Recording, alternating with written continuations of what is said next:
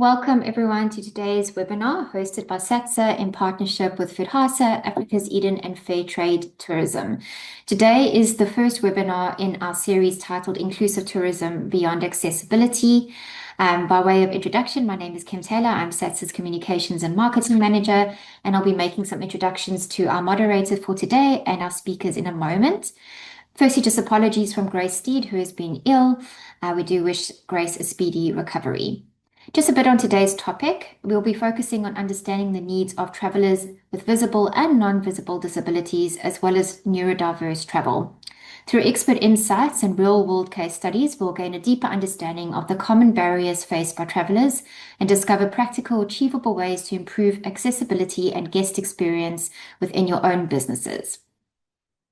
Our webinar host today is no stranger to most of you and has more than 25 years in corporate marketing, extensive global travel, and over a decade of NGO consulting.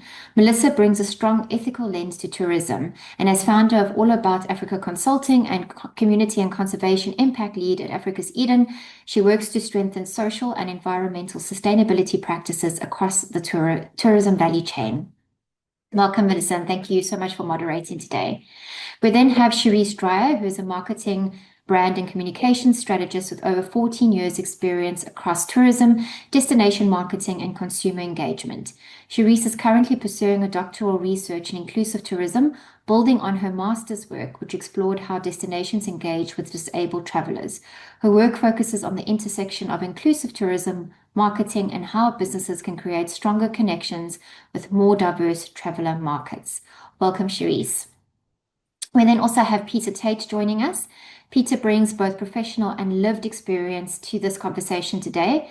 Peter is a registered South African tourist guide and founder of Kifaru Travel.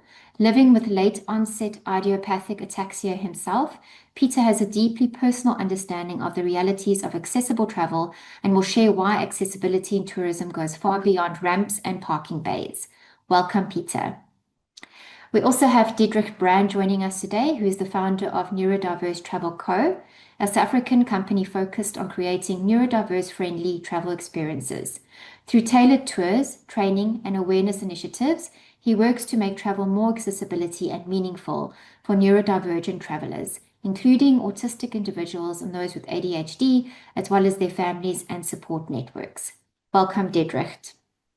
And last but not least, we have Barbara Murphy, who is the Compliance Manager and Sustainability Lead at the President Hotel in Cape Town, where she leads sustainability, accessibility, and inclusive tourism initiatives. Her work focuses on turning sustainability goals into practical, everyday actions, helping create hospitality environments that are more responsible, inclusive, and meaningful for both staff and guests. As you can see, we're in very good hands today. I will now hand over to Melissa, who will be moderating today's session, and to our first speaker, Sherise Dreyer.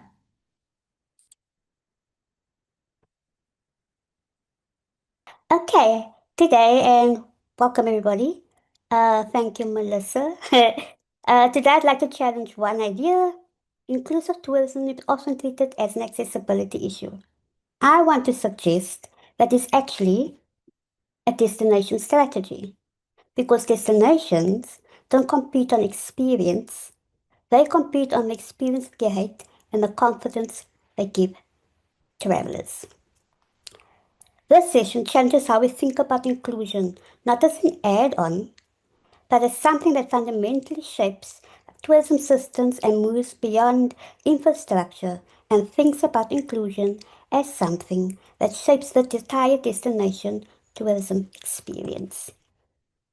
Some travelers don't choose destinations, their visitors eliminate destinations long before they belong or book an experience. Because sometimes it's a flight of stairs, sometimes it's a missing information, sometimes it's confusing websites, poor communication, or assumptions made by staff.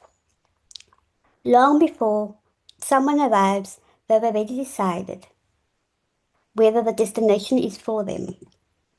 The problem is inclusion is treated as a compliance. And that is where destinations stop. Most destinations think inclusion means ramps, accessibility, etc. But travelers experience websites, airports, transport, attractions long before they visit the destination. The destination is one experience. Versus experience is one connected journey, not a separate department or business. 1.3 billion people in the world live with a disability, 60% of the global population, and 1 in 6 people live with a disability. Let's look at the current reality of the industry. Much of the tourism is designed for an average traveler, but the problem is the average traveler is a statistical construct, not a real person. We design for the average. We unintentionally exclude those who fall outside the narrow profile. Communication often follows the same pattern, intends to consume certain level of affordability, familiarity, language, or prior knowledge. As a result, the experience becomes uneven. Some people move through the system with ease, while others encounter friction, uncertainty, or barriers at different stages. Some travelers move through the destination with ease, others encounter frictions at every stage. That difference is exactly where inclusion tourism matters. It continues with feedback.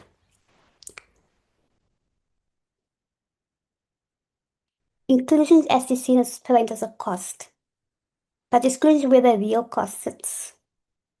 We can either make more money and bring up revenue by including people, or we can exclude people and generate more costs or lose out on money. Exclusion often frames the expense, but the barrier creates friction. Friction reduces confidence, reduces bookings, and exclusion as a measurable destination. Therefore, we're losing out a lot of money. The core system of value creation. When we put input, we as a traveler or a destination or a tour operator, we experience the design, the location, the environment, the accessibility. Then we process what we're experiencing as a traveler, the emotion, perception, confidence, or friction. And this processing happens on both ends, the destination, the tour guide, anybody working in the industry, as well as the traveler themselves. This is where the decision comes in after the processing. Does this mean because of the experience, the emotion we got, are we going to book, are we going to engage, are we going to return, and are we going to recommend? And once the decision is made, we can either have a ROI, CLV, loyalty and revenue, return on investment, customer loyalty value, loyalty and revenue returns, or we can lose out completely because of the processing, decision making, and lack of input. Normal isn't a fact, it's a majority decision. We travel to feel, and when we feel, we experience. We experience emotion, perception, decision, and value. And these value, once again, can either translate into a return customer, a lifetime customer, or a loyal customer, or we can lose them completely. And this is where the breaking point comes in.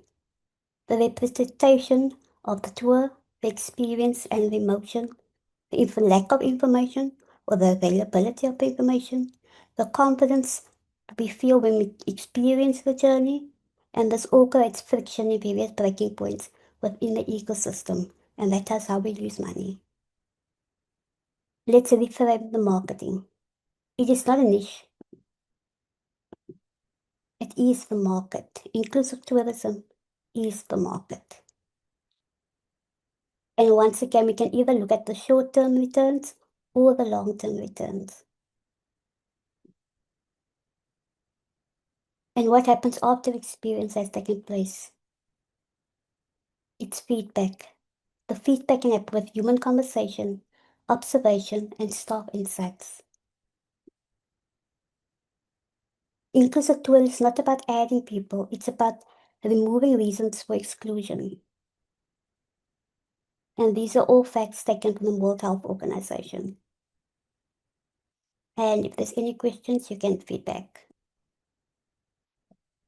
And that is my intro. Thank you. Not that anyone needs to hear more of me. Thank you so much for that, Sherise. So a couple things I just wanted to point, because, I've known Sherise for some time now, and I've seen her inspiration and her perspective and her insight. And I just think it's so valuable for all of us to engage and start having these conversations as a first step. And ironically, the timing of this, I just recently personally did an audit for a business.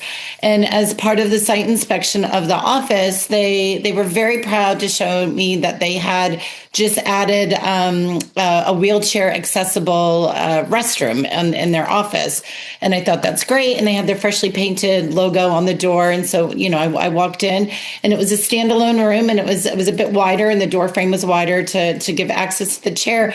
And I walked in, and up in my face, and I was just like, my goodness. And I looked at her, and she looked at me, and she's like, what? And I said, okay, but what is it about the design of this restroom that you think is making it accessible for someone moving with a chair? Because the sink was at standard level. It hadn't been lowered. There was no open space for the chair to go under the sink.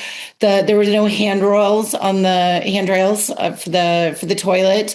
The hand dryer was still above reach. And they were so proud because they actually had, from an environmental perspective, had put in a sensor light so that the sensor can be, turn the lights off when it's not in use. But even the sensor light was too high for someone in a chair. So it was a really aha moment for me. And I think the very well-meaning, intended person that, was so proud of this. And, I said, let's do an exercise together. Like, imagine you're at the length of someone moving into a chair, and then her face, you know what I mean? And it was kind of emotional for both of us, because, when you don't have that lived experience and you don't have that shared experience firsthand, then we don't know what we don't know, right? We can have the best of intentions. And so that's why I think it's absolutely imperative and critical that we are engaging, like all of you as speakers on the call, to be part of the conversation and to be part of the journey, so that we're doing things properly and not just a box ticking exercise. So with that being said, Sherise, if you were to give advice to everybody on this call, that three things that they could start doing in their business today, whether they're a tour operator or a lodge or a hotel, what are the first step things that you would ask them to do or recommend for them to do? Firstly, engage. Don't be afraid to engage with a disabled person. Yes, I'm well aware that some disabled people are uncomfortable to be engaged. But that's where the nuances come in, that is perceptions, that is where the emotion comes in, and that is where discernment comes in. And if you're really not sure, reach out to people like myself, Melissa, and everybody else on the call, because that is why we're here. I think small things you can do is, if you get a booking and you're not sure, email the person back and say, this is what we're doing, and how can we accommodate you? What is your needs? No, it's my needs, what I can do for you. What do you need from me to make this work for you? Small things you can do is add on your communication. We're not wheelchair friendly, for example, but we're willing to assist, or give them a contact number where they can assist. But make sure people can actually reach you on that number, or that email, or that booking platform. Be responsive. There's so many small things we can do. It doesn't take a village. It doesn't take budget. It's a perception shift, it's a mindset shift, and just being open to any possibility. Yep. Amazing. Thank you for that. And again, it's a journey, and it's learning as we go along. So I like what you said. Don't be afraid to ask the experts, ask your clients, to engage. Fair Trade Tourism has an extraordinary resource on their website. It's open source. It's available for everybody. It's a resource guide, and there's thousands of documents and sample policies and best practices, and it's very nicely organized for environmental, social, accessibility, energy.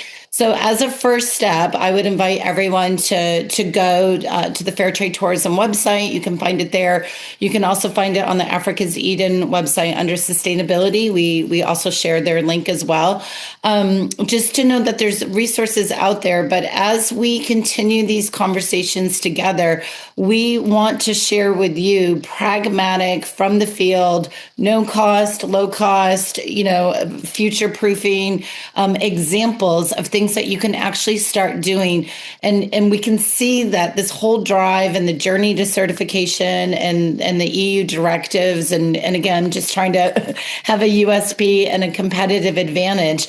These are all things that are really going to pay off for you. And I'm very excited for Barbara to share their learnings and their story at the end of this, because you're going to hear from a peer that was really brave and implemented something very special and unique. And I know it's paid off for them and will continue to do so. So thank you for that, Sherise. We'll do some more Q&A at the end, but I'm going to hand it over to Peter. Peter, share with us your great insight and experience. Hi, guys. Can you hear me, everybody? Yeah, we can hear you, Peter. Hi. I am Peter Tait from Kifaru Travel. I've been in the industry for more than 37 years. I've been in the... I was diagnosed with late onset idiopathic ataxia, which basically means I walk and I talk like I am drunk. So please forgive me if I battle to get out my words. I live with it each and every day. The being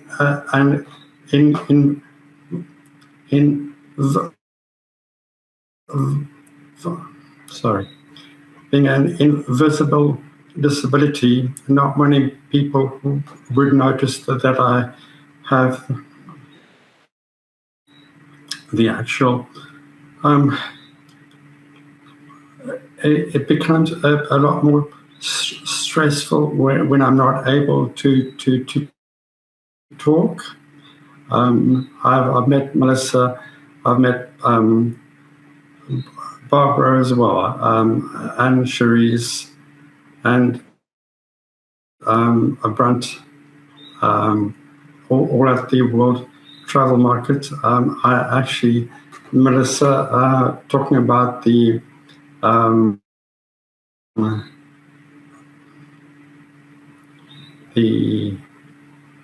audit. I actually did an audit with Barbara a couple of days ago, and to give the experience of coming in and into one of the most beautiful and exclusive hotels in Bantry Bay. We were able to come to a couple of decisions which we are going to be following up in the next couple of months. For me, it is I use a walker, a stroller. I was also very, very sporty, and I was a mountain biker, a two-wheel mountain bike, where I was able to get a recumbent track from the National Ataxia Foundation in the USA, shipped across to South Africa. I'm part of the Challenge Athletes Foundation as well. For me, it is now going forward. I'm looking at building a consultancy, Kifaru Travel being as a consultancy program, basically having the communication as well between the establishments, hotels, activities, where I could maybe just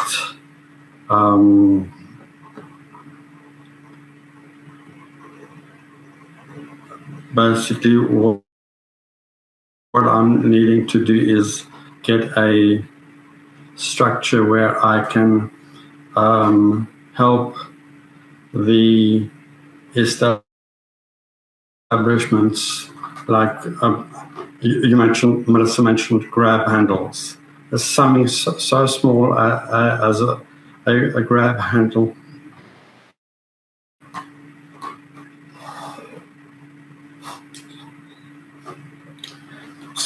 Sorry. Great. Peter, that's such important feedback. And again, like you said, we need people like you from the field to this insight and this perspective. So I'm so excited to hear that you've spent time with Barbara and you've been over to President Hotel, because they've really taken a leadership role to engage and to do this. And I know Barbara is very excited to be collaborative and to share these learnings. So I think there'll be some great opportunities as you have this exposure to be able to start sharing with people. Do you want to, before we go on to Diedrich, do you want to share any insight or some practical takeaways for the audience that they can start implementing in their policies or their communication process that would already start to shift or make a more welcoming, safe, inclusive space for a traveler like yourself? Yes, as Sherise said as well, communication is actually vital. You may see me physically as normal, but okay, what is normal? We all have we're not on the disabled side. We all have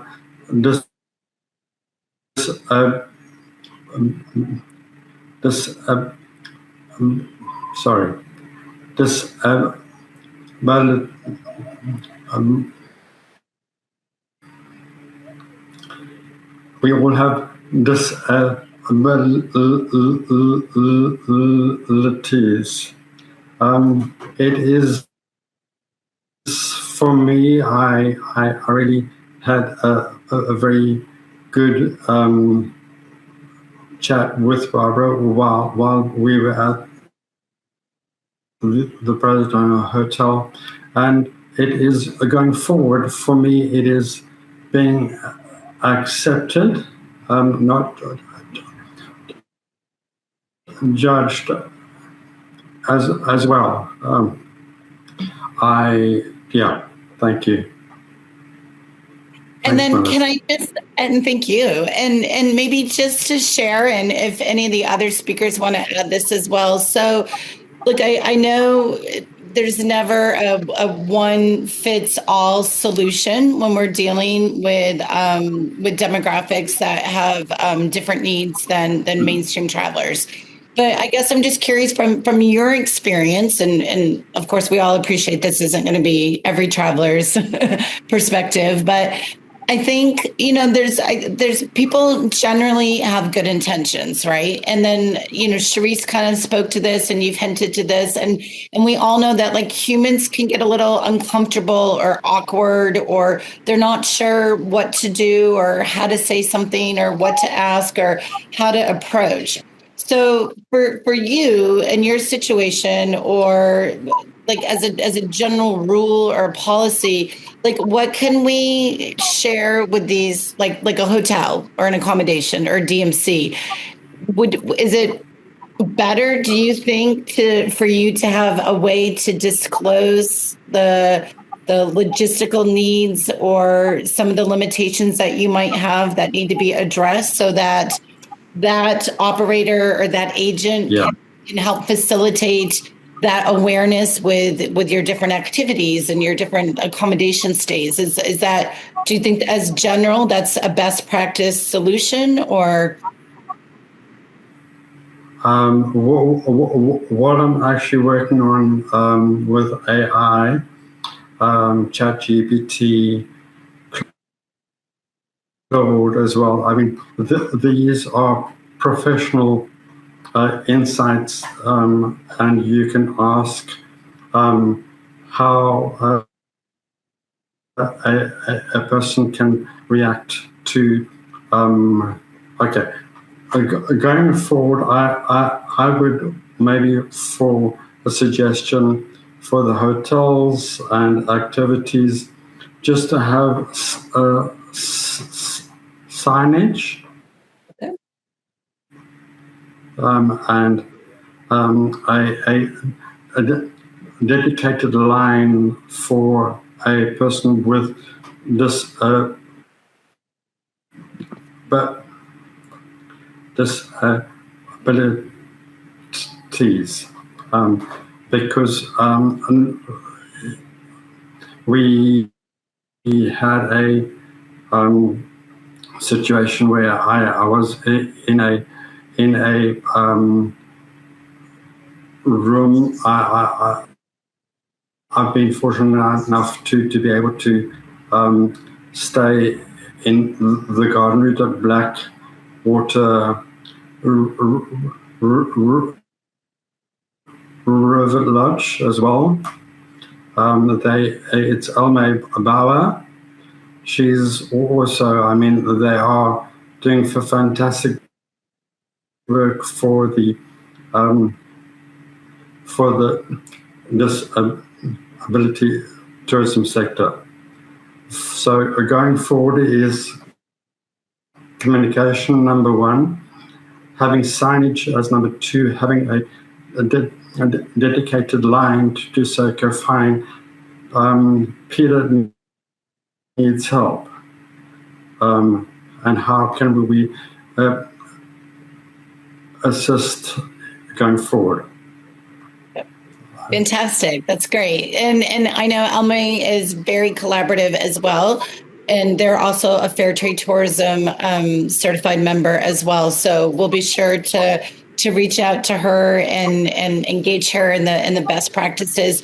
I think for me, I would just suggest, and again, you know, the panelists are the experts on this, but I think it really does, just like anything, it comes down to communication, right? So as we're trying to find a way to meet the needs of travelers that have different needs, like how to communicate that and to identify. And for me, you know, I mean, I'm always putting my foot in my mouth and saying the wrong thing, but as a general rule, like if I don't know, then I think the safe rule is always to ask. So I think if you're an agent or DMC or an operator or an accommodation, you know, just ask the client, like, how can we best assist you and support you while you're here or on your travels or on your trip? And what would you like us to communicate your logistical needs and to the other partners on your itinerary? And I mean, everyone can say what they're comfortable with and not, but I think you both have said this now, not being afraid to ask that question and to engage into a conversation that might seem initially awkward, but I think it presents an incredible learning opportunity, right? Like, because like as businesses are trying to adjust and accommodate, you're hearing it straight from the source. You're all experts to consult, but then to just get the feedback directly from the client. And I think when people feel seen and they feel heard and they feel like what they need matters, then that changes the whole traveler experience. Great. Thank you so much, Peter. Well, I'm sure we'll have some Q&As for you later. We're going to head over to Diedrich now. And as Peter just said, you know, not all disabilities or challenges are physically able to be seen.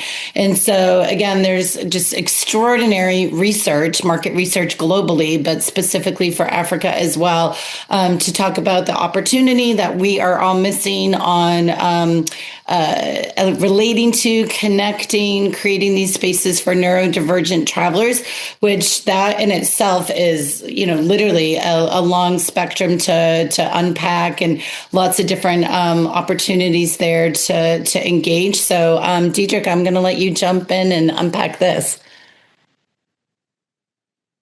Oh, you're muted.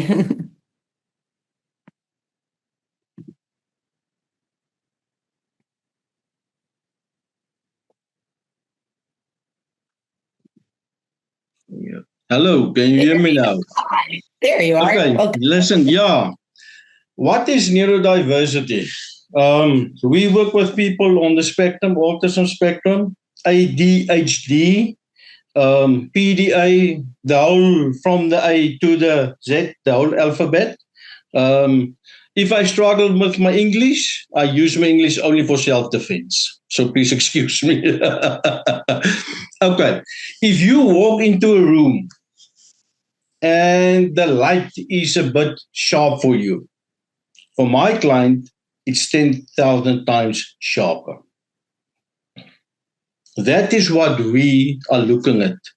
If we, as before we book anybody of our clients at any accommodation, any restaurant, any activity, we want to make sure that they fit the accommodation fit them. We visit all our places ourselves. We've got one chance to get the tour correct. I normally use the wheelchair example. Everybody advertise we're wheelchair friendly. You come there, the place is not wheelchair friendly. You can change that person to another room. That's not what must be done, but you can do it. Sorry, mine, I can't do that because I've taken photos of the room. I sent that to my client. So no, there's no option there. I've got one chance. There's not a second or a third chance. Then, if you look at a normal tour, not more than 300 kilometers driving on a day. It's too much for them. That 300 kilometers, let's say 3 to 4 hours, is going to take you 8 hours to get to destination. But stops. That's the only driving part. If I look at accommodation, all your sensory feelings that you have, all 7, okay, that's 9. The other 3 is not, or the other 2 is not so seeing, but the 7 that we know, that is what we are looking at. What happens? You overload 1 or 2 of the sensories, it gets into anxiety, and it gets into a meltdown. And you don't want to be in a meltdown stage. Then your whole tour, your whole vacation is not there anymore. Mm-hmm. Accommodation, roads. Are you going on travel, on tar roads or gravel roads? If the person is sensory challenge is dust or ground, sorry, sausage flay is not going to work for you. Nearer to us, Aquila, very nice place.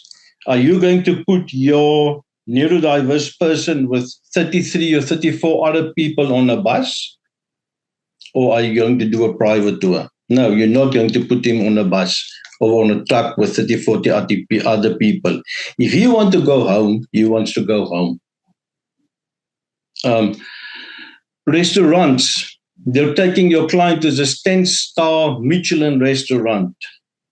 He asked for a pizza broodje, like we call it the pizza broodje. Pizza bread, tomato sauce, and cheese. Now that 5-star Michelin chef coming from France think, no, there must be this greens on and that, and that. Your client or my client is going to eat it, but mask while he's eating it. So I will get the meltdown later. He's not going to do the meltdown in the restaurant because he's learned by masking what other people do. So he's not going to do it there, but you're going to get it later. Or he's straight going to tell you, sorry, I'm not going to eat it.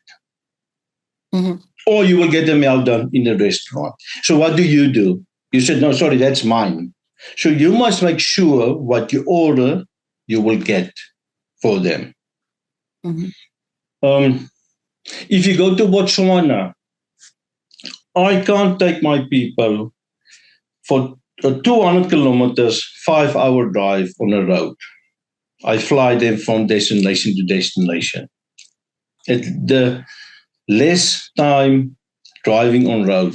If you go to Cape Town, two of Cape Town's major attractions, Table Mountain.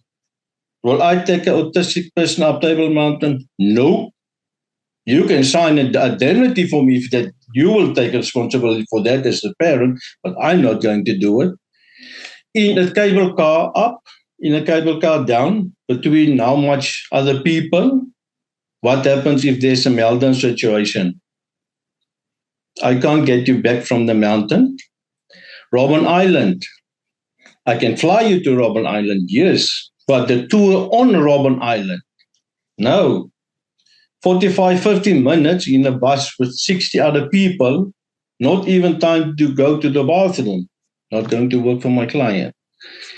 That's all the things that we are looking at. Before we start a tour, I've got a questionnaire that the client must fill in. That covers me.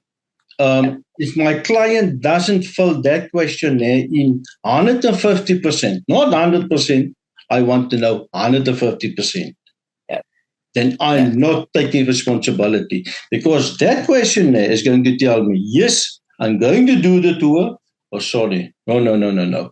This is going to be too much for me. Yeah. And can I ask you, Diedrich, because I think that's a really important takeaway for everyone, right? Because again, there's a little bit of a theme here of communication, right? It's that we need to engage with the traveler to really understand what the needs are, what the specific logistical considerations are, and that we're setting clear expectations, whether or not those needs can be met and delivered, and, try to make a plan, right? And so I think that the majority of the folks on this call or in the trade, like this is all kind of new information, right? And again, people don't know what they know. So they need to be guided and have experts like all of you to coach them and give them realistic, pragmatic, step-by-step ways to be able to address and engage. So I love that you're saying a questionnaire. That seems like a really, especially if you're a DMC or an agent and you're having that initial contact with the traveler, right? To be really specific. Yes. What are the sensory challenges? Is it light? Is it driving distance? Is it food? Like food is always a big one too. And then obviously the opportunity here with the trade with product and excursions are you willing to be flexible and to accommodate? Like, so if you have a situation and the dining room at 7:00 is too busy for this guest, are you willing to let them come in at 5:30 when it's quieter, or put them somewhere else, or make a meal accommodation in a less stimulating environment? And is the chef willing to accommodate which, I think most restaurants are now.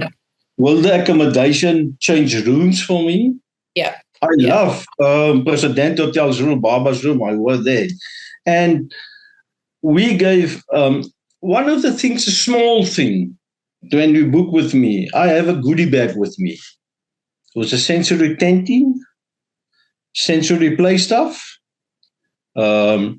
And anywhere I came, it doesn't matter for me if it's on a President Hotel's stoop or the government's whatever. If my client wants his me time, he can take his tent, go into his tent with his whatever, and tablet or whatever, and we will stay there for as long as needed. I don't have a tour that we must be here. No, I have a tour, yes, that maximum 2 activities per day, but that's changeable as well. If my client wants to stay in the accommodation, sorry, we stay in accommodation.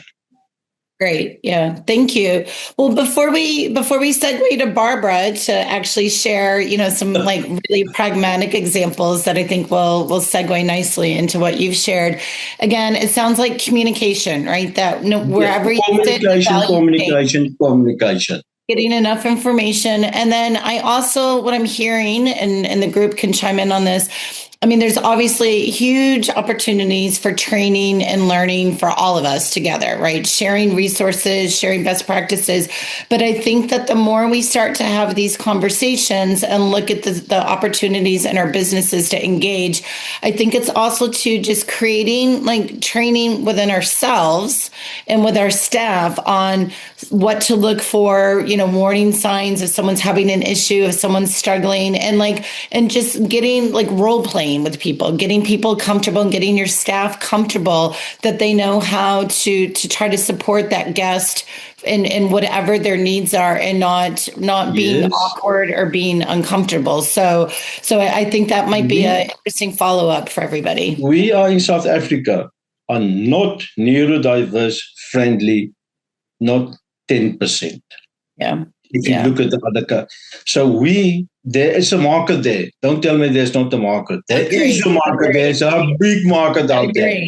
Don't worry, I'm going to bang on that with everyone later. Yes. So thank you. Thank you so much. We don't have the trust yet from the outbound people to come to South Africa. Yeah. We must change that trust issue. Same with Sherise with the wheelchair, with the visible disabilities. They don't trust us, and there's the problem. Yes. So we've got work to do, but the good news is that it's a great opportunity for all of us. And I can say objectively from a marketing, the businesses that engage quick are going to skyrocket to differentiate themselves from the herd and have a massive USP and market access competitive advantage because the demand there is huge. I mean, this is a multi-billion-dollar annual industry. So whoever figures this out first and engages properly and meaningful, then you're gonna, I mean, you'll have to have another property for your occupancy. So thank you, Diedrich. So that being said, I'm going to switch over to Barbara. So for those of you that don't know Barbara, I was so excited when I learned the work that she'd been doing at President Hotel. And not only because it just excited me to like engage in the space that is really not getting the attention it needs, but I thought, how clever are these guys for this very reason, to see the business opportunity to meet a huge need that's not being met. And I know she's learned a lot and she's very passionate about it. So I'm going to stop talking and let Barbara jump in and share all the cool stuff that she's been doing. Thank you. Thanks, Melissa. And for anybody looking for Diedrich's pizza recipe, I'm pretty sure he's got a how-to video on his website, if I'm not mistaken. So thank you very much. I'm going to share a little bit about our journey specifically around neurodiversity, because what Diedrich's just said is that we have a huge gap in the industry in South Africa in terms of accommodating our neurodivergent guests. So quite a while ago, we decided to look at our inclusive. Can everybody see what I'm sharing? Yeah. Sorry, Barbara, it's Kim yet. We can, but you don't have it in present mode. I don't know if you want to put it into present mode. Better? There we go. Perfect. Thank you. Okay. All right. So we decided quite a while ago to just take a step back and look at our inclusive tourism offerings and how can we do things better? Where can we make sure that all of our guests are feeling welcome, that everybody feels comfortable and that they feel that this is the right space for them.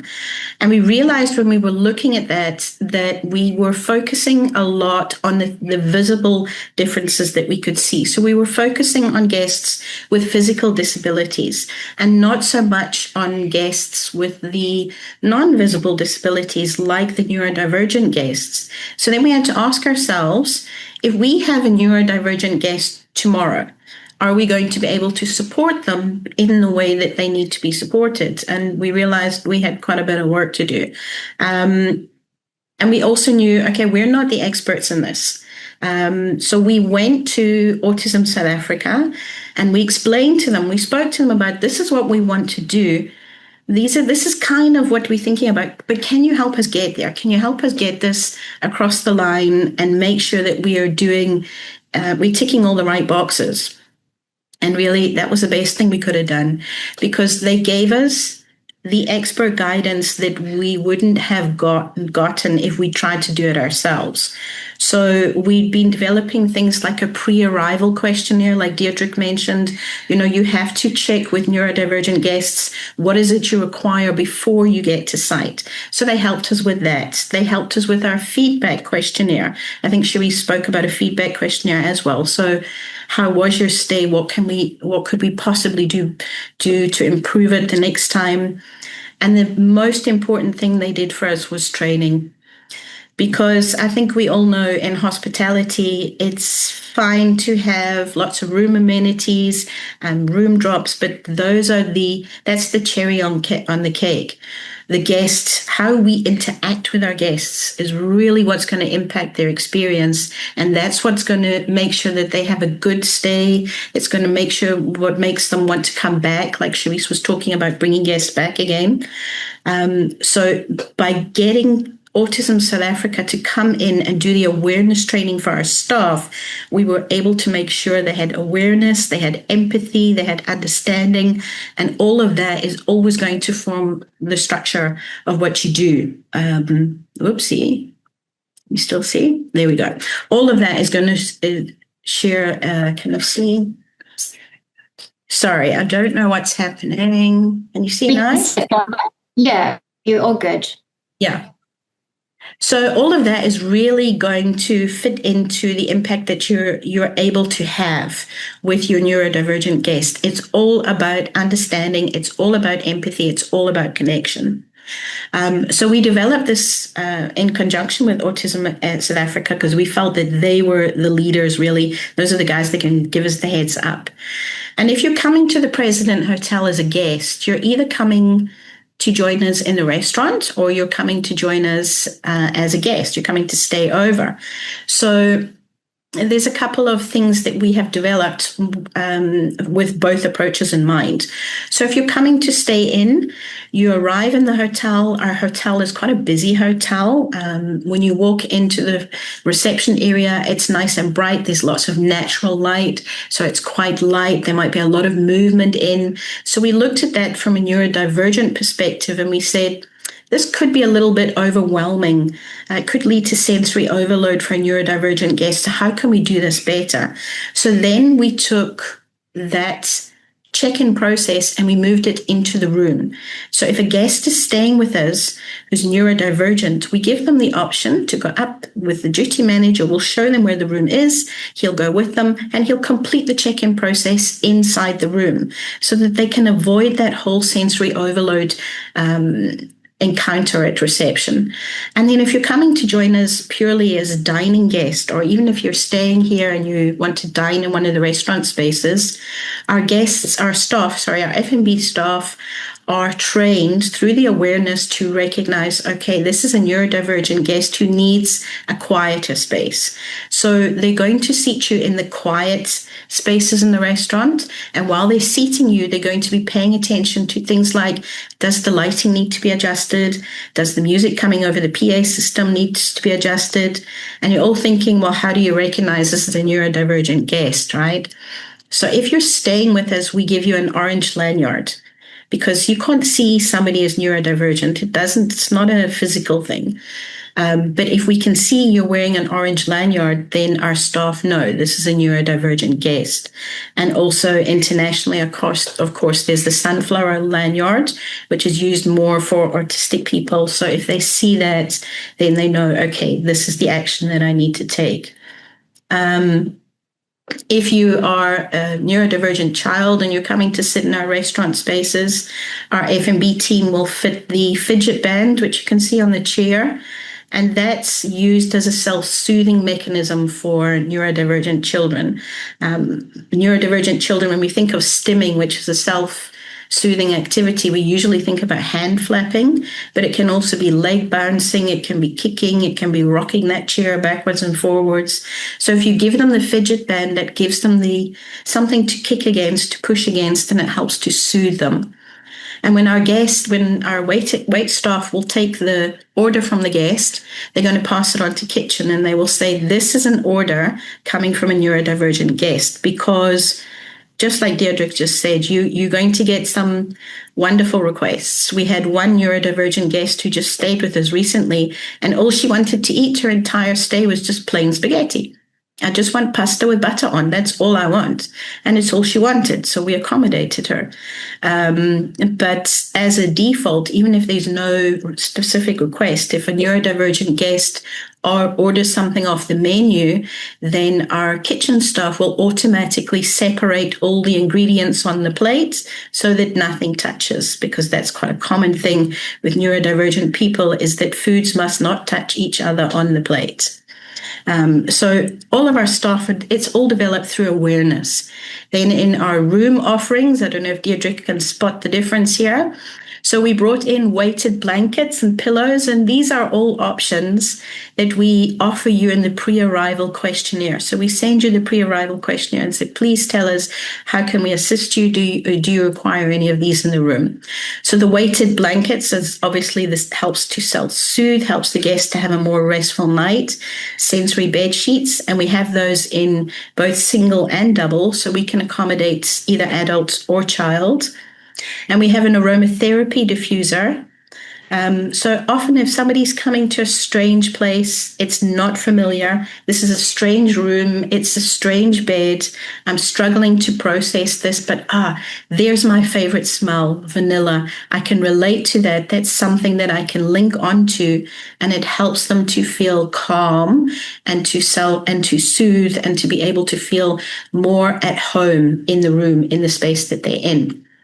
But having said that, one of the most profound things that Autism South Africa said to us when they were doing the training was that if you've met one person with autism, you've met one person with autism, because everybody's different. So if you're somebody on the spectrum who doesn't like smells, then we have the option to make sure that your linen and your towels have been washed in an unwashed detergent, so that there's nothing there to distract you as well. We have sensory lighting, and then what you see here on the left is our child sensory tent and toy pack. So the idea of the sensory tent and toy pack, when you're coming up to the room with your family for that in-room check-in, and you're dealing with a neurodivergent child who's just had to sit in a long car journey, or they've come off an airplane, they've arrived in this strange place, it's very overwhelming for them. So they can go into the room, they can go into the tent, they can close the flaps, and inside the tent sits sensory toys to keep them distracted, to help them settle, just to help their nervous system rebalance and settle while mom and dad are busy with check-in. And if the child is settling, mom and dad are settling, and everybody's going to feel welcome, which is exactly what we want. And then just looking at our guest excursions, so we offer a range of complementary guest excursions based around sustainability, but we designed a lot of them with neurodiversity in mind, because totally right, as Diedrich said, you can't take a neurodivergent person on top of Table Mountain, but you can take them on a gentle walk in some parts of Table Mountain to look at the fynbos and to see the views.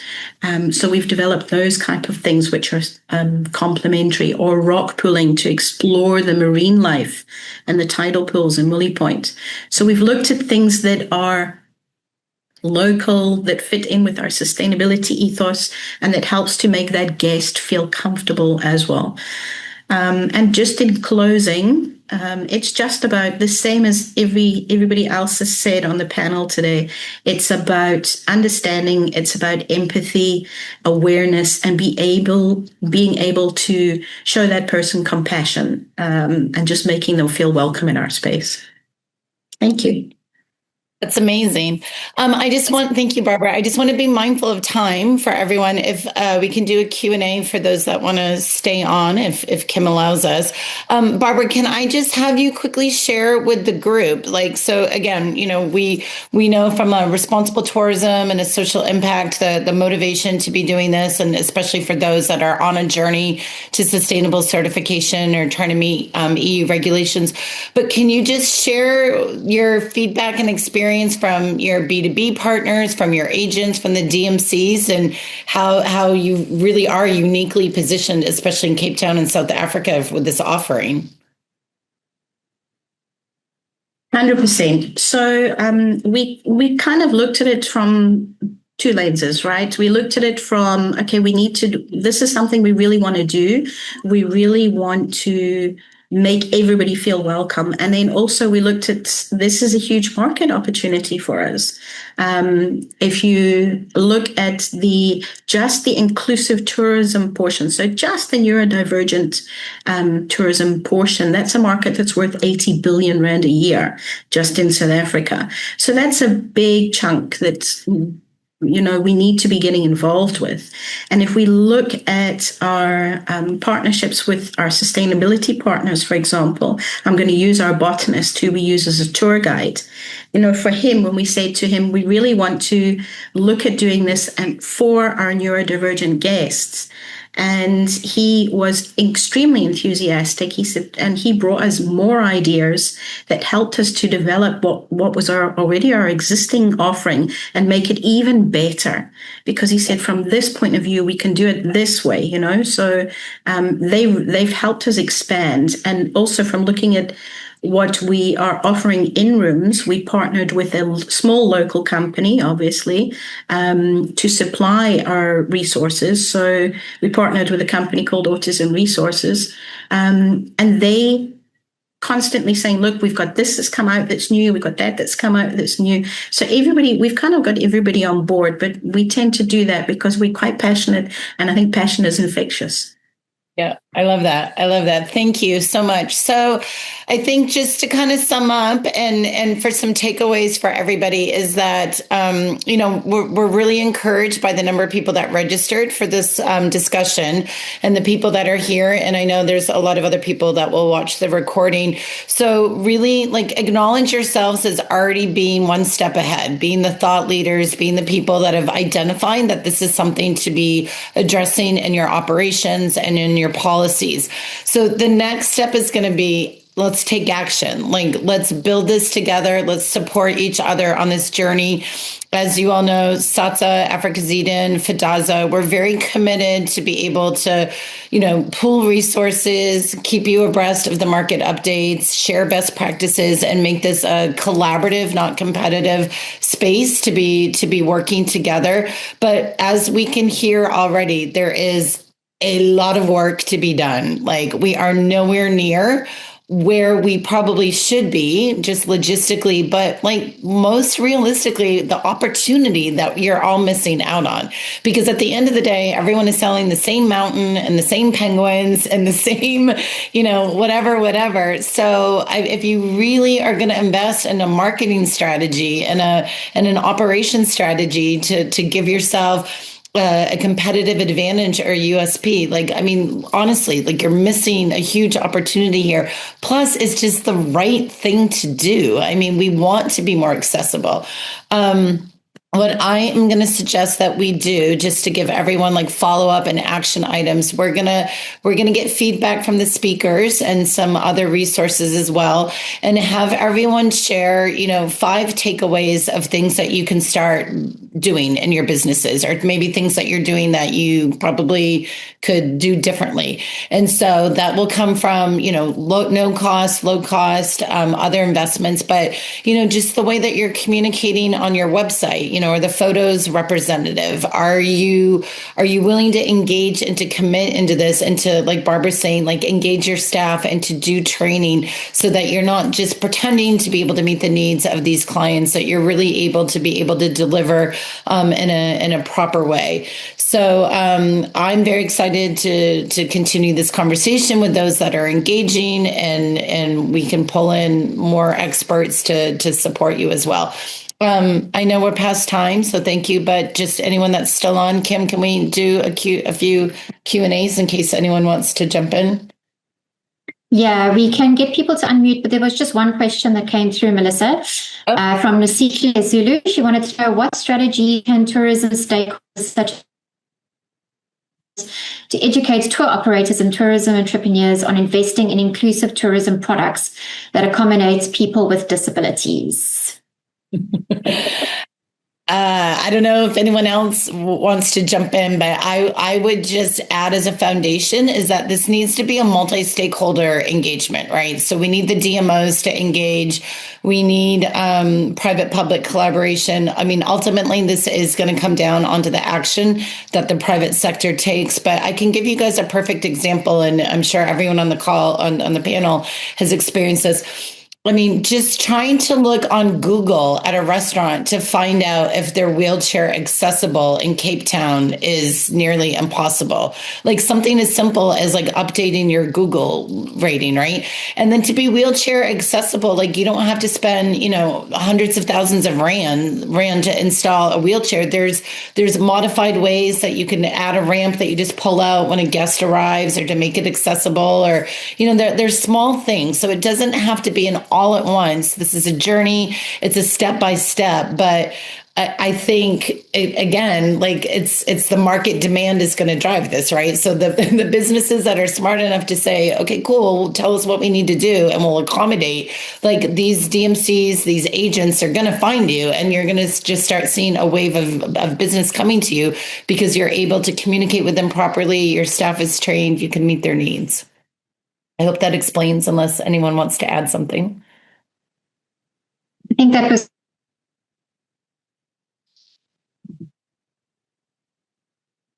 interesting. I regret I do not know a lot in terms of neurodivergence. Forgive me. However, I'm in technology. We are all learning. Are there any ideas of the needs of such customers? Anybody wants to go? Any?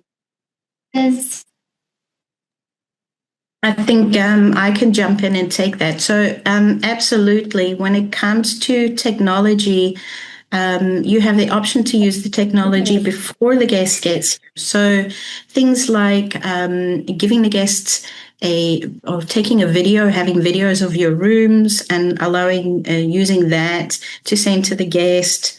You can do that. I think we do it on our website, but you can do it through a simple walking around with an iPad, with a tablet, take a video, show the guest what they're likely to receive.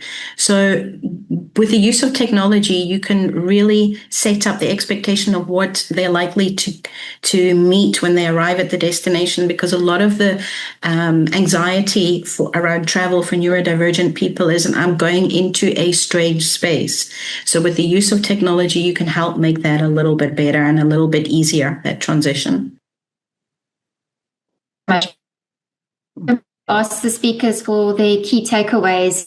Maybe that's something they can reflect back on and we can include there for you. Thanks, Albert, for the question. Mel?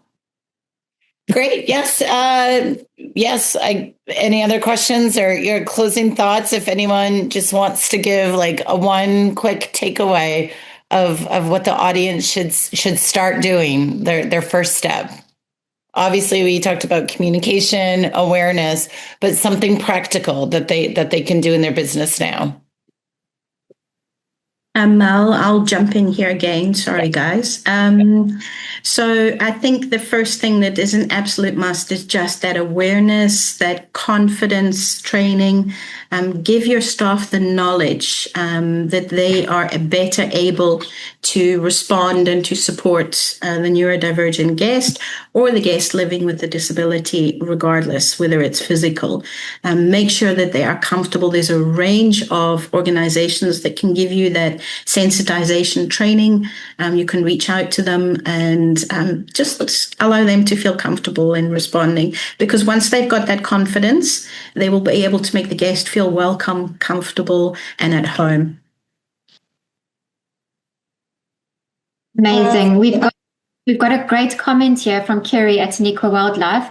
Here at Taniqua Wildlife in Tait, we always make sure guests needing a separate tour can be accommodated, but it's not something that we market. So it's something we will need to do, which is phenomenal. I see there's a hand up for Aware Sun Travel. Aware Sun, if you wanted to unmute yourself, you're welcome to ask your question. Okay. All right. Can you hear me now? Yep. Yes. Sorry.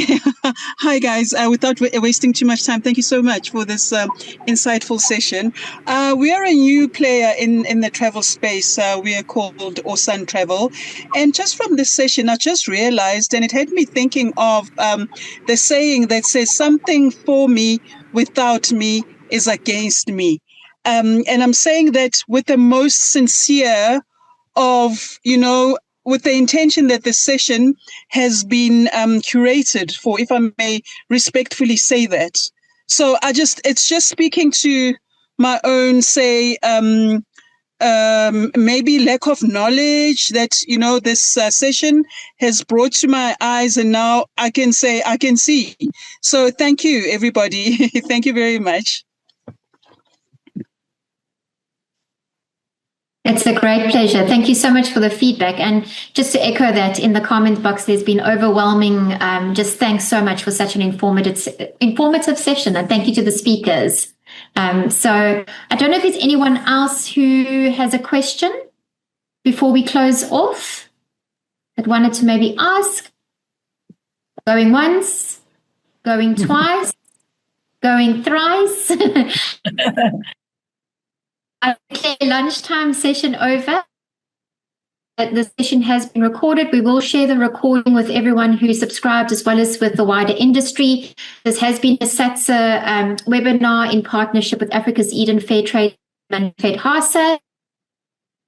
Respective members will also receive the recording and those key messaging and points, talking points from our speakers once they reflect on the session in terms of the information that they want to share. Thank you so much. Mel, any closing remarks from your side? Thank you all. Really, I'm so encouraged by how many people, but really the ask is let's keep the conversation going and start actioning items so that we get there.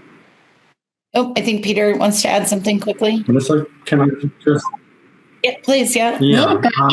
I really thank you for the opportunity to be on